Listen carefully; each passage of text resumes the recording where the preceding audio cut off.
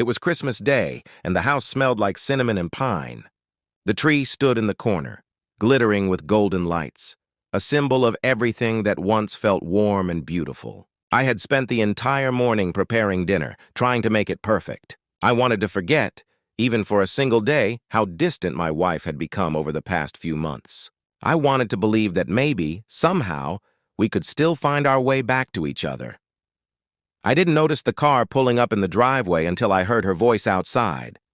There was laughter, loud and carefree, followed by the sound of another man's footsteps. My heart started to beat faster, though I didn't know why. Something deep inside me whispered that I should prepare myself for something painful, something irreversible. When she walked in, she wasn't alone.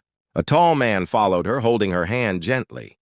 He looked awkwardly confident, the kind of confidence that doesn't come from respect, but from possession. She smiled, not at me, but at him.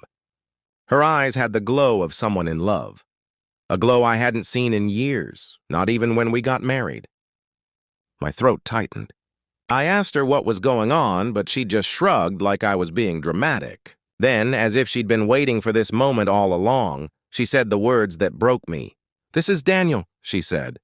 "He's the father of my baby." For a moment, the room went completely silent. I felt the world tilt beneath me. I looked at her, then at him, then back at her again. Her face was calm, emotionless, almost proud. My heart was pounding, but my voice came out steady when I asked, "You're pregnant?" She nodded, resting her hand on her stomach, and smiled softly. "Yes, I'm finally going to have a child. Something you could never give me." Those words hit harder than anything she'd ever said before. Infertile, useless, less of a man. I'd heard the whispers, the silent accusations, the pity from relatives, the disappointed glances. But hearing it from her in that tone on Christmas Day was something else entirely. It was humiliation turned into performance. She walked around the room like she owned it, talking about her future, her baby, her happiness. Daniel sat there looking half guilty but mostly proud of himself. I wanted to scream, to throw something, to break the illusion of peace that filled the air, but instead I smiled. It wasn't the smile of a man defeated. It was something colder, sharper, a smile born from irony and knowledge, because I already knew something they didn't. For months, I had suspected her affair. The late-night calls, the sudden changes in her behavior, the perfume that didn't smell like hers. I hadn't confronted her, not because I was weak, but because I wanted to understand how deep the betrayal ran. When I finally found out who he was, I was shocked. Not because he was younger or more handsome, but because of what I discovered next. Daniel wasn't who he claimed to be. He wasn't the kind of man my wife thought he was. He had a secret, one he had buried under charm and confidence. I had found documents, medical files, hidden photos, proof that Daniel had been born female and had transitioned years ago. He couldn't possibly be the father of her child, so when my wife sat there glowing with arrogance, I simply let her talk. I let her dig her own grave of self-righteousness. She spoke about how fate had finally given her what I couldn't, how she had found a real man, how she no longer needed me or my pity. Her words were cruel, but they didn't cut me anymore, because I already knew that this moment, this grand humiliation she thought she had orchestrated, would collapse under the weight of truth. When she finally paused, waiting for me to beg, I looked at her and said, "You must be very proud of yourself." She smirked.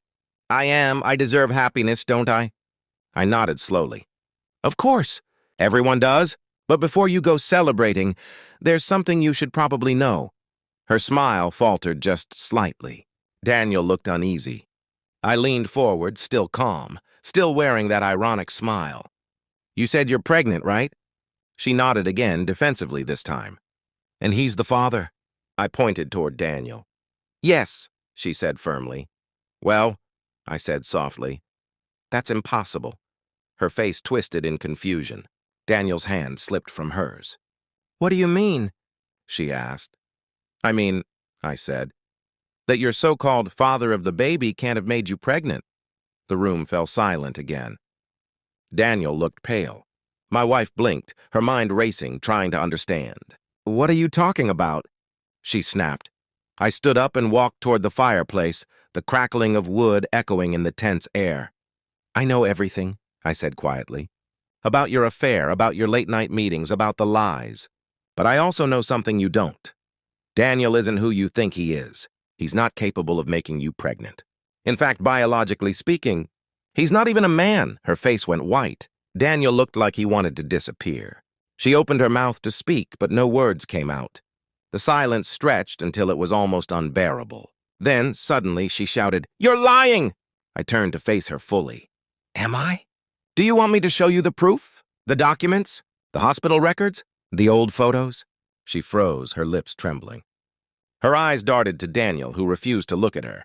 In that instant, she knew. The strength drained from her body, and she sank into the chair, her head in her hands. The arrogance vanished, replaced by disbelief, confusion, and something that looked like fear. Daniel mumbled something about leaving and quickly walked out. The door slammed behind him, leaving only the sound of her sobbing in the flickering light of the Christmas tree. I stood there quietly for a moment, watching her crumble. A part of me wanted to comfort her, to tell her that everything would be fine. But another part of me, the part that had been broken for years, simply felt empty. After a while, I walked to the table, poured myself a glass of wine, and sat down across from her. You always wanted the truth, I said quietly. Now you have it. She looked up, her mascara smeared, her voice trembling. How long have you known? Long enough, I said. Long enough to stop hating myself for something that wasn't my fault. Her eyes widened. What do you mean? I smiled faintly. I mean, I'm not infertile. I was never the problem.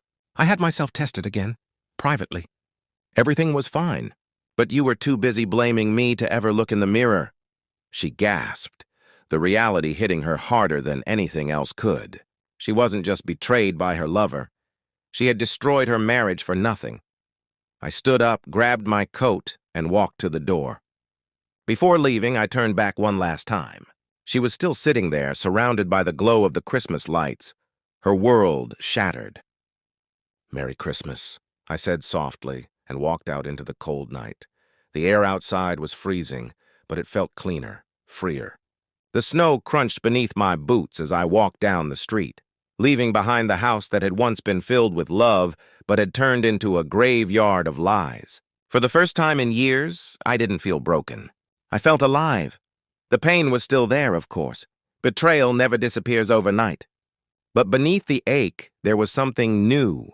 Peace, closure, freedom.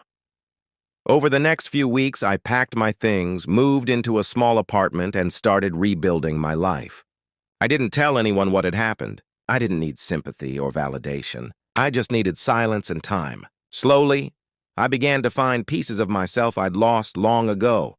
I learned to cook for one, to laugh again, to enjoy the sound of rain tapping against the window.